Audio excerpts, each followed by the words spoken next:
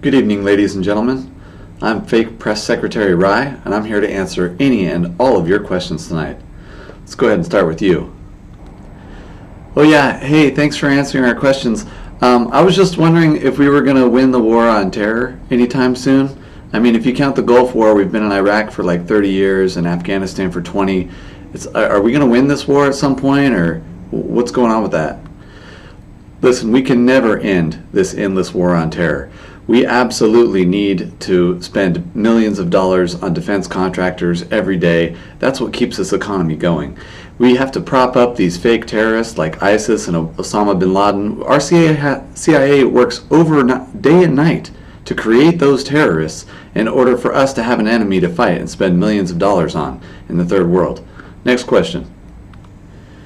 Yeah, hey, I was just wondering, in 2008, there were a bunch of corrupt bankers who completely destroyed the economy and defrauded millions of American homeowners out of their mortgage and pretty much crashed the entire global economy.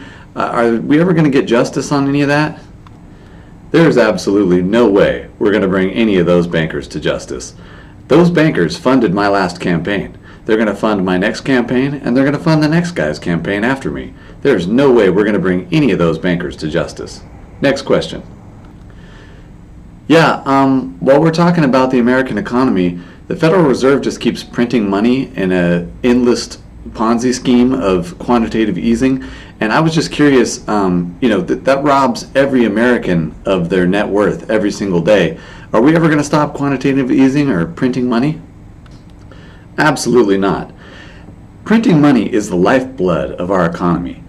Besides defense contractors and corruption and graft, printing money is the best way we have to ensure that our government stays in power. Next question. Hi, yeah, it seems like all of the candidates on the Democratic side certainly are anti-Second Amendment, and it seems like none of them care about the Constitution at all. I was just kind of curious what your stance was on the Constitution and whether or not we were ever going to be able to have any of our Bill of Rights as citizens.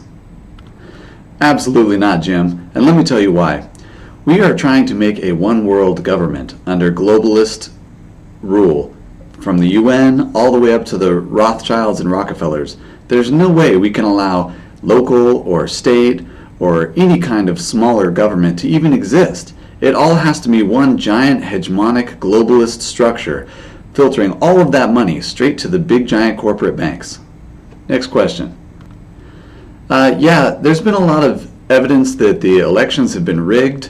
Our exit polls haven't matched since the 80s, and the conventions are always rigged. I mean, there was a lot of popular support for Ron Paul in 2012, and then a lot of popular support for Bernie Sanders in 2016, and yet both of the Democratic National Convention and the Republican National Convention completely defrauded the American public of the candidates they wanted at that time. Is there any chance that we're going to get back to a sound election policy? No, definitely not.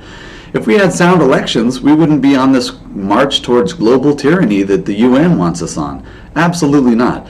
We need to end all American civil liberties immediately and just give it straight to the Europeans. Next question.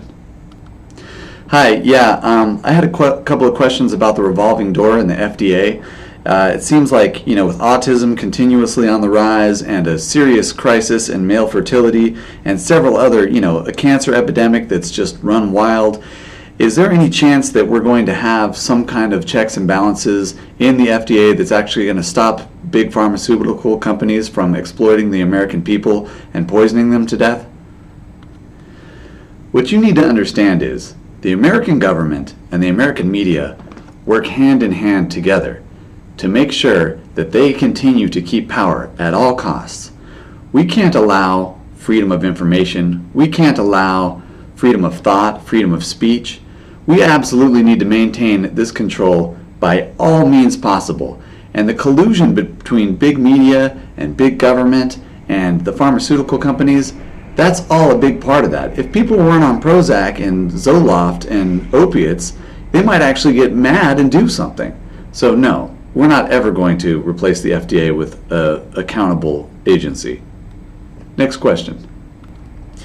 Yeah, so speaking of the FDA and drug addiction, we know now that most of the opiate crisis is either being imported directly by the CIA or part of Big Pharma's absolute dominance of the medical profession and the kickbacks that doctors get for prescribing dangerous opiates. Speaking in that context, are we ever going to end the war on drugs? Or how are we doing on the war on drugs? Where are we at? What's the plan moving forward? We will never end the war on drugs. We need to maintain absolute control over the drug supply in this country. It's one of the lifelines of the American economy. The CIA couldn't have its black budget funding without importing tons of cocaine and heroin. This is an essential part of our national security policy. Furthermore, Big Pharma has to keep the populace medicated, as I mentioned before. So no, we're never going to end the war on drugs. The war on drugs is going to continue forever, even though it clearly works when you decriminalize like they have in Portugal. Next question. Yeah, so it's been over 50 years, and I was just kind of wondering if we could maybe find out who shot JFK now?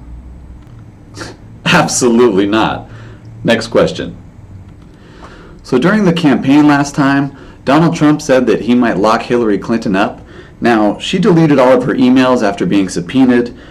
She made an absolute disaster zone out of Libya, Benghazi, and she's also heavily implicated in the Anthony Weiner case, and we haven't seen any of the files on that laptop or any of the data about that case.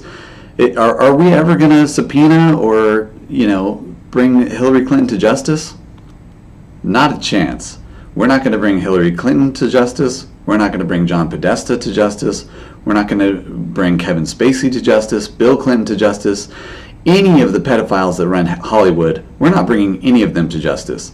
This is America, land of the free, if you're a billionaire.